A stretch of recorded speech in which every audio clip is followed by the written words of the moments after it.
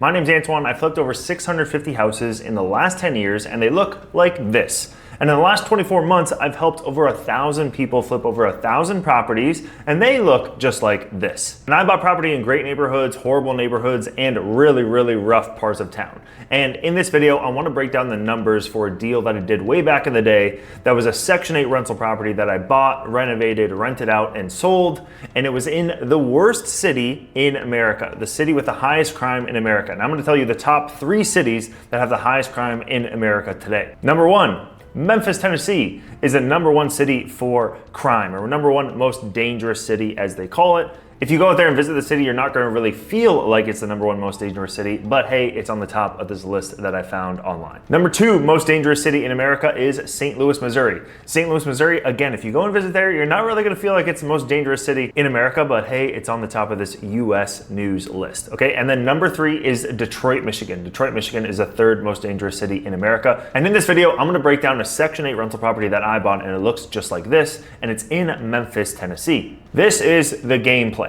So first, I'm gonna break down the numbers for the property. I'm gonna show you what I bought it for, what I sold it for, what I renovated it for, all that kind of stuff. I'm gonna show you what the property looks like. I'm gonna share with you some photos of the property. And then I'm gonna bring the receipts. So I'm actually gonna share you guys the purchase and sale agreement, the sales agreement, all that kind of stuff so you guys can see the dates and the numbers and show you guys all the receipts that I have that I did this deal in a rough neighborhood in Memphis, Tennessee. Let's get into it. So here's that list that I was using. It's US News, most dangerous places in the US, Memphis, St. Louis, and Detroit, top 3. I actually really like Detroit. I felt totally fine there. St. Louis, Missouri, I felt totally fine there as well. Memphis, Tennessee, it's a little bit rough, but I don't know. I didn't think it was the most dangerous city. Anyways, all right, so here's the numbers of the deal. So I bought this house for 70 grand, renovated for 3,500 bucks, and sold it for $100,000. So I'm all in for $75,000-ish, and I made 25,000 bucks in profit, which is amazing. Here is the purchase and sale agreement. I bought it for $70,000. I got a financing contingency. I'm pretty sure I just bought this property with cash.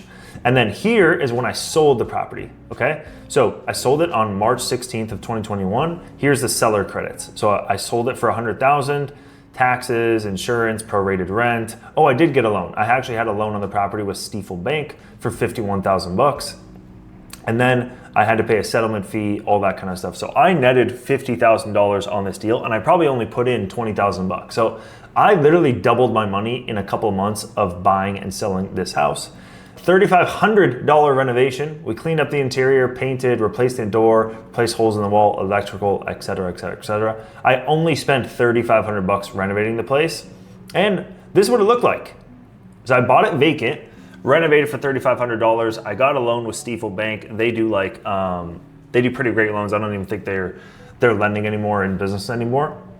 But this is the kind of renovation that I did in the property. Again, just clean, safe, livable, and I just got a tenant in that property for $895, right? The Zestimate right now is $120, and I sold this house a couple years ago for $100,000. So the property values have really appreciated here over time. Yeah, you can see when I bought it right here. I bought it right here, and then I sold it right here, okay?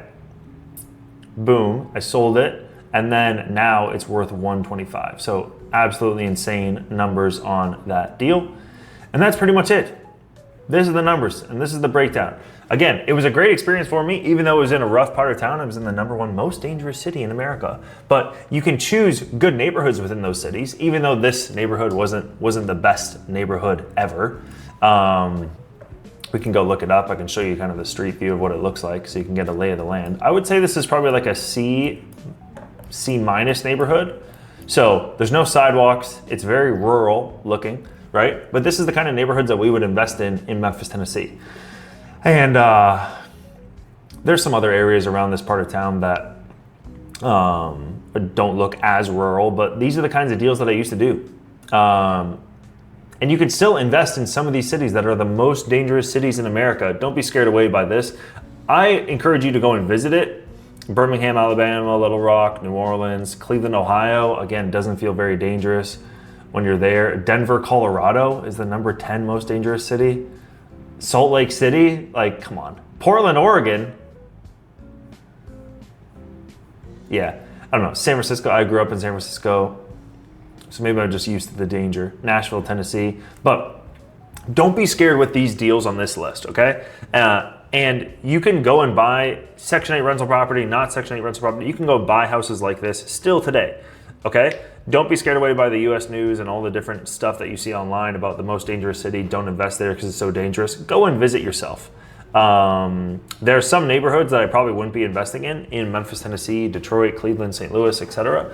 We're here to just make a return and make a return on our investment. So we can go and buy properties wherever we wish, as long as we can make a return and make numbers and we can provide clean, safe, and livable housing. Again, you don't have to live there. You don't have to want to live there, but you can provide to people, especially if you're interested in Section 8 rentals, you can provide to people great housing that they can go and live in where they don't have great opportunities to find housing and find opportunities to live in. So you're actually doing a good service to the community by going out there and turning over these houses, renovating them, cleaning them up, renting them out on Section 8 or not, and cleaning up some of these neighborhoods. So props to you, real estate investors, for going out there and cleaning up these houses and turning dilapidated inventory into livable inventory.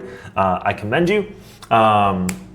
Thanks for watching the video. Appreciate it. Please make sure to like and subscribe. And if you want to watch another video, YouTube's suggesting you watch this one over here. All right, see you on the next one.